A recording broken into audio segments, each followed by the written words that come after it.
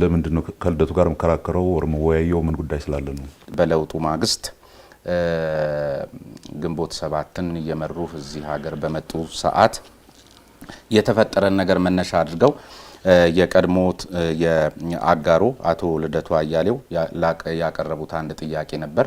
ይሄ ጥያቄ ለኛም ጣቢያ ደርሶ ስለነበረና ይህን ጥያቄ አቅርበንሎት ፍላጎት እንደሌሎት ስለገለጹልን ለምን ሳይፈልጉ ቀሩ የሚለው ጥያቄ መጀመሪያ ጥያቄ መሆን አለበት። ብዙ ተመልካቾቻችን በእርግጠኝነት ይህንን ማወቅ ስለሚፈልጉ ምኑን ማወቅ ስለሚፈልጉ ለምንም ቢያሉ ከአቶ ልደቱ አያሌው ጋር ፊት ለፊት ተገናኝተው እንከራከር የሚል ጥያቄ ለሁሉም ሚዲያዎች ደብዳቤ ያስገብተው ነገር ግን እርሱ ፈቃደኛ ባለመሆኑ ስለሌሎቹ አላቅም እኛ ጋር ግን በህዝብ ግንኙነታቸው በኩል 2-3 ጥያቄውን አቅርበን ፈቃደኛ ስላልሆኑ ከርሳቸው ጋር ለብቻቸው ይህን እድል ሰተናቸው ሐሳባቸውን እዚህ ሲገልጹ ነበርና ለምን ፈቃደኛ አልሆኑም?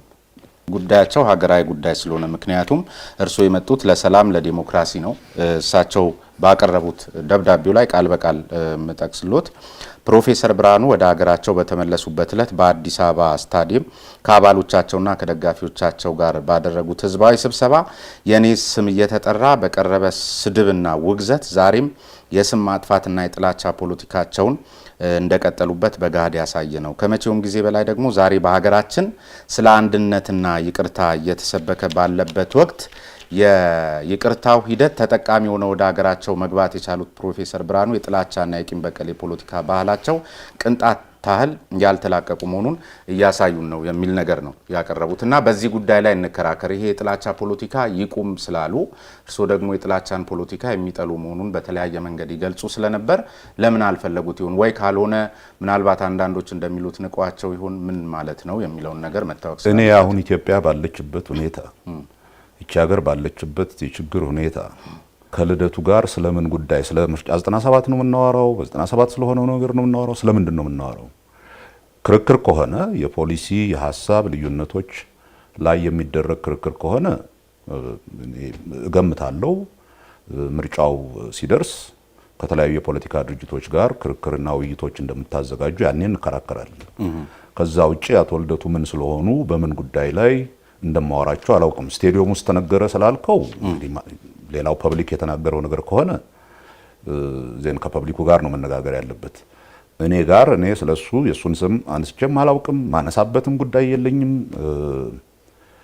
ለኔ ልደቱ ኢሹ ሆኖ መነጋገረው ነገር የለኝም። ስለ ደጋፊዎቻችሁ ኃላፊነት የለባችሁ? ደጋፊዎቹ ያሉትን ከደጋፊዎቹ ለምን እንዳሉ ከደጋፊዎቹ ጋር እንትን መነጋገር ይችላል። ለምን ይሄን ተባልኩ ብሎ እኔ ግን አሁን ኢትዮጵያ ባለችበት ሁኔታ ላንተም አሁን በእንዲህ አይነት ውይይት ላይ የመጀመሪያ ጥያቄህ የዛሬ 1 ዓመት ወር ምናምን ልደቱ ጥያቄ ጠይቆ ነበረ። ልደቱ ጋር ለምን አልተወያያችሁም ብሎ ጥያቄ አገሪቱ ያለችበትንም ሁኔታ እየገጠመንና ልናልፍ የምናስበውን ችግር በሚመለከት ይሄንን ትልቅ ኢሹ አርገህ ማንሳትህ ነው የሚገርም። በነገራችን ላይ ከኢሹም በላይ ኢሹ ነው ለኛ ጣቢያ።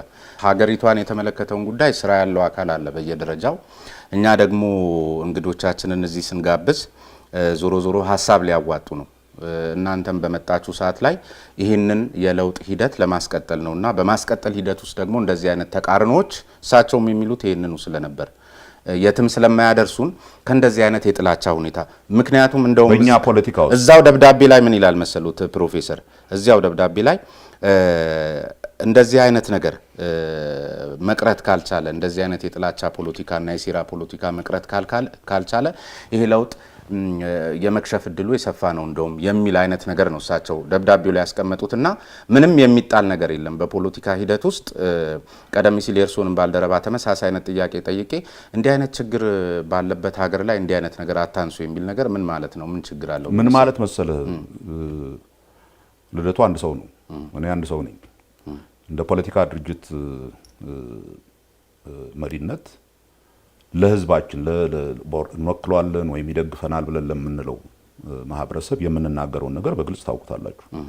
ያንን በሚመለከት ጥላቻ ግለሰብንም ሆነ ድርጅትን ወር አመለካከትን በጥላቻ መልክ ሂስ ማቅረብ ይቻላል፣ ትክክል አይደለም ማለት ይቻላል። በጥላቻ መልክ የተናገርነው ነገር ካለ ዘን ይሄንን ተናግራችኋል፣ ይሄ ደግሞ ጥላቻን የሚነዛ ነው ብለህ ጠይቀኛል። አንድ ግለሰብ አንድ ደብዳቤ ጽፎልናል። ስቴዲየም ውስጥ በተደረገ ንግግር እንደዚህ ተብያለሁ፣ ህዝቡ እንደዚህ ብሎ ጮኋል።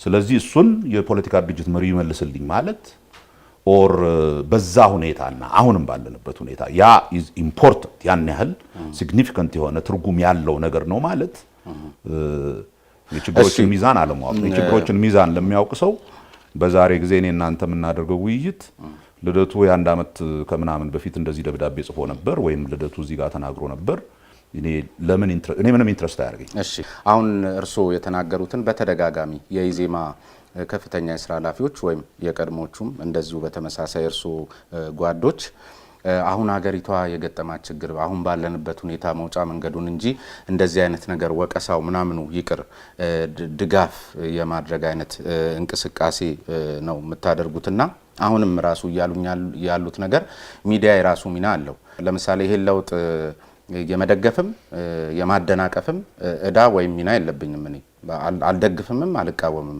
ልክ በተመሳሳይ እናንተም እንደ አንድ ተቋሚ ፓርቲ መንቀሳቀስ ሲገባችሁ አሁን እንኳን ከነገሩኝ ነገር ተነስቼ ሌሎችም ሰዎች የሚያነሱት ራሳችሁን እንትን ስማቸው ኢዜማ ሆነ እንጂ ብልጽግና ፓርቲ ናቸው የሚሉ አካላት አሉ።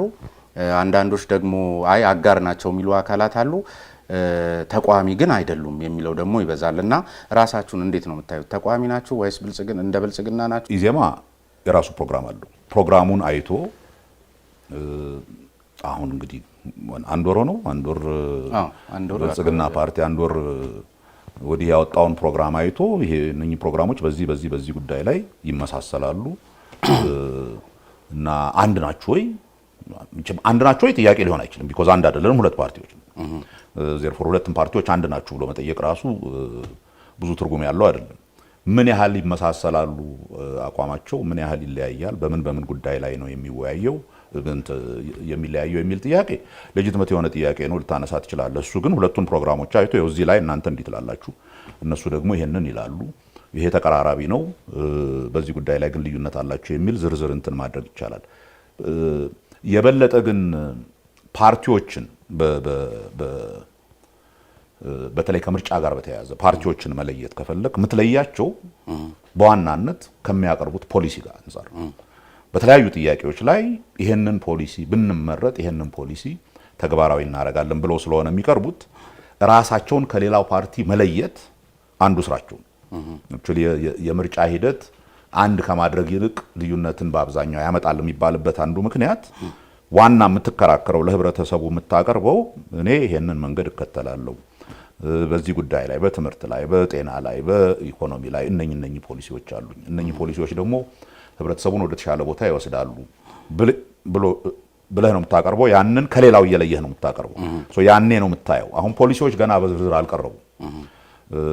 እኛም እንደ ድርጅት በተለያዩ ጉዳዮች ላይ በጣም በመቶዎች የሚቆጠሩ የፖሊሲ አጥኞች ደጋፊዎቻችንን አሰባስበን የፖሊሲ ዝርዝር ጥናቶች እየሰራን ነው። የብልጽግና ፓርቲም ይሄንን እያደረገ ነው ብዬ አስባለሁ። እነኚህ ለህብረተሰቡ በተለያዩ ጥያቄዎች ላይ በሚደረጉ ውይይቶች ሊቀርቡ ነው። ያኔ ልዩነታችን ምን እንደሆነ እናሳያለን። ያኔ ህብረተሰቡ እነኚህ ሁለት ፓርቲዎች የተለያዩ ናቸው አንድ ናቸው የሚለውን ጥያቄ ሊያቀርብ ይችላል። ሁለተኛው ደግሞ አይ ቲንክ ኢምፖርታንት የሚሆነው እንደ ኢትዮጵያ ባለ ሀገር ከምር የአገርን እድገት የህብረተሰቡን ብልጽግና የሚያስቡ የፖለቲካ ኃይሎች የሚለያዩባቸው በፖሊሲ አቅጣጫ ደረጃ የሚለያዩባቸው መንገዶች ያሉትን ያክል የሚስማሙባቸው ጉዳዮች ሊኖሩ ይችላሉ። ሁለት ፓርቲዎች በአንድ ጉዳይ ላይ ተመሳሳይ ፖሊሲ ያላቸው ማለት አንድ ናቸው ማለት አይደለም። ለምሳሌ ከብልጽግና ፓርቲ ጋር አትሊስት እንትን ሲደረግ በዝርዝር እንኳን ባናውቀውም በኦፊሴል ሲነገሩ ከነበሩ ነገሮች የምናየው በአገር አንድነት ላይ ጠንካራ አቋም አላቸው። እኛም በአገር አንድነት ላይ ጠንካራ አቋም አለ። ይሄ ተመሳሳይ ያደርገናል። ፓርቲው በፊት ከነበረበት ብልጽግና ፓርቲ በፊት ከነበረበት ይሄ በብሔሮች ላይ መሰረት ካደረገ ፓርቲ አገራዊ የሆነ ሁሉንም ኢትዮጵያዊ የሚያቅፍ የሚያቀርበውን ፖሊሲ ለሁሉም ኢትዮጵያዊ በጋራ የሆነ እንደሆነ አድርጌ ራሴን ቀይሬያለሁ እያለ ነው። ያ በተወሰነ ደረጃ እኛም ከምናምንበት ፖለቲካ በመሰረቱ በዜግነት ላይ የተመሰረተ ቢኮዝ በጋራ አንድ የሚያደርገን ነው እኔና አንተን የሚያወያየን ኦር እኔና አንድ ሌላ ሰውን በዚህ ሀገር ጉዳይ ላይ በፖሊሲ ደረጃ የሚያወያየን ኮመን ኤሌመንቱ የጋራ እንትኑ የምንጋራው ይሄ የዜግነት ነገር ነው። ሶ ስንጀምር ጀምሮ እኛ ፖለቲካችን በዜግነት ላይ ያጠነጠነ መሆን አለበት። ሌሎች ልዩነቶች በዜግነት ላይ ማጠንጠን ማለት ሌሎች ልዩነቶችን መጨፍለቅ ማለት አይደለም፣ ወር የሉም ማለት አይደለም። የብሔር፣ የቋንቋ፣ የሃይማኖት የምን ልዩነቶች ግን ፖለቲካ ስንሰራ ኦር ፖለቲካ ጉዳዩ አገራዊ መንግስትን የሚመለከት ጉዳይ እስከሆነ ድረስ መንግስት ደግሞ ሁሉንም በጋራ የሚያገለግል እስከሆነ ድረስ የሚወጡት ህጎች ሁላችንንም እኩል የሚመለከቱ እስከሆነ ድረስ ያ እኩል የሚያደርገንና በሁላችንም ላይ እንዲሰሩ የሚያደርጋቸው ይሄ በጋራ የምንጋራው ይሄ ዜግነት ነገር ነው። ሶ በዛ ምክንያት ፖለቲካችን በዛ ማጠንጠን አለበት ብለን ስንናገር ቆይተናል። አቋማችንም ይሄ ነው። በተወሰነ ደረጃ ብልጽግና ፓርቲ እነኝን ሁሉ በፊት እንደነበረው ዝም ብሎ የአራት በብሔር ያሉ ድርጅቶችን አንድ ላይ ማምጣት ብቻ ሳይሆን ወይም አጋር የሚባሉትን ድርጅቶች አንድ ላይ እንትን በማድረግ ብቻ ሳይሆን ማንም ሰው በዜግነቱ አባል የሚሆንበት ፓርቲ። ፕሮፌሰር ስላሉ ነው ወይስ እርግጠኛ ናችሁ ለመሆኑ? ለምሳሌ ቀደም ሲል ላነሳው ጥያቄ አንዱ ስለመመሳሰላችሁ ልክ ነው እርስዎ እንዳሉኝ በፖሊሲ በአጋጣሚ መመሳሰል አሁን በዜግነት ላይ እንመሳሰላለን ልክ እንዳሉኝ እንደሱ አይነት ነገሮች ሊኖሩ ይችላሉ። ግን ተቋሚነት ደግሞ መተቸትን መውቀስን በምክንያት መተቸትንም ያካትታልና ከመጣችሁ ጊዜ ጀምሮ በዚህ 1 ዓመት ከ8 ወር ውስጥ ብዙ ነገሮች እዚህ ሀገር ላይ ሲሆኑ ከመናገር መቆጠባችሁ ገንቢ አስተያየትን ብቻ መስጠት እንጂ ትግል አያስፈልግም የሚል አይነት አስተሳሰቦች በየመድረኩ ላይ ማራመዳችሁና እቺ ሀገር ከችግር ውስጥ ነች ያለችውና ከችግር እንውጣ ተመሳሳይ አይነት የብልጽግና ፓርቲ ቅስቀሳ አይነት ማሳየታችሁ በራሱ የሆነ ልትዋሃዱ እያደባችሁ ነው አይነት ነገር ነው ሰው አስተያየት የሚሰጠው። በሱስ ሳይድ አይቶታል ወይ? እኔ በዛሬ ሶሻል ሚዲያ ዘመን ማንም ኮምፒውተር ላይ ቁጭ ብሎ የፈለገውን በሚጽፍበት ዘመን እዛ ላይ የሚነሱ ነገሮችን የሶሻል ሚዲያ አይደለም። ብዙ ምሁራኖችም ተቋሚዎችም በተመሳሳይ ከብዙ ነገር ተነስተው አሁን ለምሳሌ ትናንት ምርጫ ቦርድ በነበረ አንድ እንትን ዝግ ነበር ስብሰባ። በእርግጥ ግን ከዚያ በኋላ የወጡ ዜናዎች እንደሚያመላክቱት ምርጫ ቦርድ ላይ ራሱ አብዛኞቹ የተቋሚ ፓርቲዎች እና አመራሮቻቸው ለኢዜማና ለብልጽግና ነው ጥብቅና እየቆማችሁ ያላችሁት ተብሎ ምርጫ ቦርድም ሲወቀስ ነበር። እንደዚህ አሁን ነው የምሰማው። ግን በምን ጉዳይ ላይ እንደዚህ አይነትም ዜናዎች ወጥተዋልና የሆነ ነገር የሆነ የሸተታቸው ሰዎች ልክ አይመስሉም ወይ ብዬ ነው። በምን ጉዳይ ላይ እንደሆነ ይሄንን የሚሉት አላውቅም። ግን የጠየቀውን ጥያቄ ልመልስልህ። እሺ እኛ የለውጡን ሂደት የምናይበት መንገድ አንድ ደረጃ ያለው ያለፈውን ኮምፕሊትሊ ደምስሶ አዲስ ነገር የሚያመጣ የለውጥ ሂደት አይደለም። ከዚህ በፊት ስናደርግ ከነበራቸው የለውጥ ሂደቶች አብዮት ከሚባሉ ለምሳሌ በ66 ያደረግነው አብዮት ወያኔዎች ወደ ስልጣን በሚመጡ ጊዜ የነበረው ያለፈውን ፓስቱን ጠቅላላ ደምስሶ በአዲስ መልክ ሁሉን ነገር አዋቅራለሁ የሚል ጦር እስከ ማፍረስ በደርግ ጊዜ በጃንሆይ ጊዜ የነበረን ነገር በሙሉ ማጥፋት እንደዛ አይነት አካሄድ አልጠቀመንም። እንደ ማህበረሰብ የበለጠ ችግር ውስጥ ከቶናል። ስለዚህ ቀስ በቀስ የሚሄድ የሪፎርም ወይም የዘገምተኛ የለውጥ ሂደት እንከተላለን የሚል ለውጥ ነው የመጣው። እኛ ያንን የለውጥ ሂደት የምንረዳበት እንዲህ አይነት ለውጥ ሲመጣ ያለፈው የነበረውን በሙሉ እንዴት እናፍርስ አይደለም የሚሆነው ውይይትህ። የትኞቹ ጉዳዮች ናቸው በመሰረታዊ ደረጃ መቀየር ያለባቸው፣ የትኞቹ ናቸው ካለፈው ላይ እየጨመርን የምንሄደው ብለህ እየነጠልክ እየለየህ የምትሄድበት የለውጥ አንደርስታንዲንግ የለውጥ አረዳድ ሂደት ነው የምትሄደው። በዚህ ሂደት ደግሞ በተለይ ይሄ ለውጥ የመጣበት ሂደት አገሪቱ በጣም ከፍተኛ ችግር ውስጥ የነበረችበት ትኖራለች አትኖርም የሚባለው ትፈርሳለች አትፈርስም የሚል መሰረታዊ ጥያቄ የሚነሳበት ጊዜ ነው። ፖለቲካ የሚካሄደው በአገር ውስጥ ነው። ፖለቲካ ለማካሄድ ትክክለኛ ፖለቲካ ለማካሄድ አገር የሚባለው ነገር መኖር አለበት። ኮምፕሊት የተተራመሰ ሀገር ሲሪያ ውስጥ ፖለቲካ ልታካሄድ አትችልም። ሶሪያ ውስጥ ፖለቲካ የምታካሄደው ትርጉም ያለው ምክንያታዊ የሆነ ክርክር እያደረገ የትኛው ይሻለናል፣ የትኛው ፖሊሲ ይሻለን፣ የትኛው ነው ወደፊት የሚወስድን የሚል ውይይት ለማድረግ በመጀመሪያ አገር መኖር አለበት። ቀጥሎ ሰላም መኖር አለበት። በዛ አገር ውስጥ እንደዚህ አይነት ፖለቲካ ለማካሄድ እንዲህ አይነት የተለያዩ ሀሳቦችን ማንጸባረቅ የሚችል የፖለቲካ ስርዓት መኖር አለበት።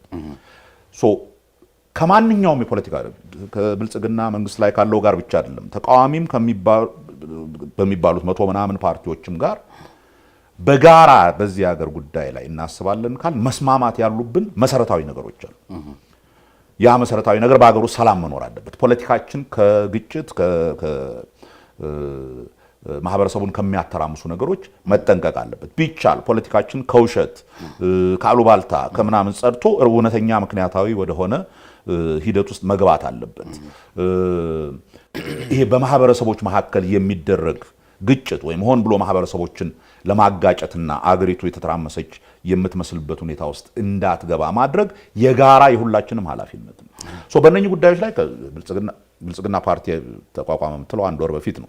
ከዛ በፊት ኢህአዴግ ነበር። ኢቭን ኢህአዴግ ከሚባለው ድርጅት ጋር እነኚህን መሰረታዊ አገርን የማቆም ሰላምን የመፍጠር ወደ እውነተኛ ዴሞክራሲያዊ ስርዓት መሸጋገርን በሚመለከቱ ባሉ ጉዳዮች ላይ ከሁሉም ጋር በጋራ አብረን እንሰራለን። የኛ መሰረታዊ ነው። ያ ፖለቲካን ምክንያታዊ በሆነ መንገድ ማስኬድ የሚቻልበት ደረጃ ላይ እየደረስን ስንሄድ ይሄ ዴሞክራሲያዊ የሆነ ስርዓት መገንባት ስንጀምር then አገሪቱ ወዴት ትሄድ፣ ምን አይነት ፖሊሲ እንከተል፣ በእነኚህ በተለያዩ አገሪቱን ወጥረው በያዙ ችግሮች ዙሪያ የትኛው መንገድ ነው የሚያስኬደው በሚል ያን እንከራከራለን። ስለዚህ አንተ የተለያየ ፖለቲካ ድርጅት አለ ማለት አንድ ጉዳይ በተነሳ ቁጥር ሁሉ ጊዜ መጣላት አለብህ ወይም ሁሉ ጊዜ መከራከር አለብህ ማለት አይደለም። ያ ጉዳይ በጋራ የሚያስማማህ ነው የሚያስማማህ አይደለም እያልክ ባክግራውንዳችሁ ግን እንደዛ ስለነበር እኮ ብዬ ነው። ኢህአዴግን በምትቃወሙ ሰዓት ኮሽ ባለሽ ቁጥር ነበረ ብዙ ነገር ስትተቹም ስትነቅፉም ለህዝቡም ኦታችሁን ስታሰሙ የነበረውና ይሄ ነው እኮ አሁን የሆነ ነገር ባይኖር ኖሮ አመጣጣቸው ሂደታቸው የፖለቲካ ስብዕናቸው የነ ፕሮፌሰር እንዲህ አልነበረም። የሚያውቋችሁ ደጋፊዎቻችሁ ከኢቭን ከ97 አስቀድሞም ጭምር እርሶ የነበሩባቸው ፓርቲዎችንና የእርሶን አመራር የሚያውቁና እርሶን ተከትለው የተሰለፉ ኃይሎች በዚህ ስብዕና አያውቁትም እና በጣም ለየት ሲልበት ይሄን ቢጠራጠር እንግዲያው ያልተረዱት ነገር አለ ማለት ነው። ፖሊሲያችን በኢህአዴግ ውስጥ ያሉ የተወሰኑ ሰዎች የተወሰኑ ኃይሎች ይሄ በርግጥም እንግዲህ ያን ጊዜ የደረሰበት ሁኔታ ታውቋል። ኦልሞስት ይቺ ሀገር እንደ ሀገር ትቀጥላለች አትቀጥልም የምትል ገደል አፋፍ ላይ የደረስንበት ጊዜ ነው። በዛ ጊዜ ኢህአዴግ ውስጥ የነበሩ ይሄንን የሚያዩ ከውስጥ ሆነው የሚያዩ ይሄ ነገር እንዳልሰራና እንደማይሰራ በጉልበት ማህበረሰብን አስገድዶ መግዛትና ማስተዳደር እንደማይቻል ህብረተሰብ የተወሰነ ደረጃ ላይ ሲደርስ እምቢ እንደሚል እምቢ በሚልበት ጊዜ ደግሞ በአገር ደረጃ ሊፈጠር የሚችለው ቀውስ ያዩ ኃይሎች ያ መንገድ አያስኬድም፣ ወደ እውነተኛ ዲሞክራሲያዊ ስርዓት መሄድ አለብን።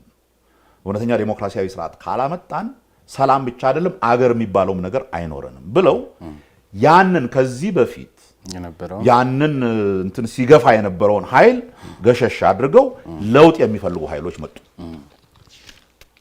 ያ ምንድነው የሚወስደን ኢሚዲየትሊ 97 አካባቢ ወደ ነበረው ሁኔታ ይሄ እንግዲያው ወደፊት ፖለቲካችን የሚካሄደው በሐሳብ በሚደረግ ክርክር በጋራ በምንስማማባቸው ዋና ዋና ጉዳዮች ላይ ተመስርተን የሀገር አንድነትና አገር መኖር፣ ዴሞክራሲያዊ ስርዓት መፍጠር እና ያንን መፍጠር ደግሞ የሚያስፈልጉት ያ ስርዓት እንዲፈጠር አስገዳጅ የሆኑት እኛ በምርጫ 97 ጊዜ ያቀረብናቸው ታስታውስ እንደሆን ምናልባት አንተ ልጅ ነበርክ 8 ነጥቦች አቅርበን ነበር። በሙሉ የሚጠይቁት መሰረታዊ የሆኑ ለዲሞክራሲያዊ ስርዓት ግንባታ አስፈላጊ የሆነ ተቋማት እንትን ማድረግ አለባቸው። እንደውም የሰረቃችሁትን ተቀበሉ ነው ያልናችሁ። የሰረቃችሁትን እንቀበላለን፣ ይሄ ዘረፋችሁትን ሁሉ እንተውላችኋል። ግን ለሚቀጥለው ምርጫ ቢያንስ የአሁኑ አይነት ነገር እንዳይመጣ ለዲሞክራሲያዊ ስርዓት መፈጠር ወሳኝ የሆኑ ተቋሞችን የምርጫ ቦርድን፣ የደህንነትና የፖሊስ ተቋማትን፣ የዳኝነት ስርዓቱን ወዘተርፈ እነኝን በሙሉ እውነተኛ ነፃና ለዲሞክራሲያዊ ስርዓት ለመሸከም የሚችሉ ተቋማት እናርጋቸው። ይሄንን ተቀብለናል። ይሄንን ለማድረግ ነው ሐሳባችን የሚል የለውጥ ኃይል መጣ። ተቋማትን እንቀይራለን፣ እውነተኛ ዲሞክራሲያዊ ምርጫ እንዲደረግ እናደርጋለን፣ አገሪቱን ወደ ተረጋጋ ዲሞክራሲያዊ ስርዓት እንመልሳለን የሚል ኃይል ሲመጣ ኦኬ በጣም ጥሩ የምታረገውን ነገር እያየን በእርግጥም ወደዛ የምትሄድ ከሆነ እየደገፍን ያን የጋራ ስርዓት በጋራ እንፈጥራለን። ምርጫው ሲመጣ ነው ልዩነቶቻችን ጋር የምንነጋገረው በደንብ። እስከዛ ድረስ ግን በኢንቴንሽን ደረጃ በፍላጎት ደረጃ ያንን ለማድረግ ካሰባችሁ ችግር እንኳን አንዳንድ ጊዜ ችግር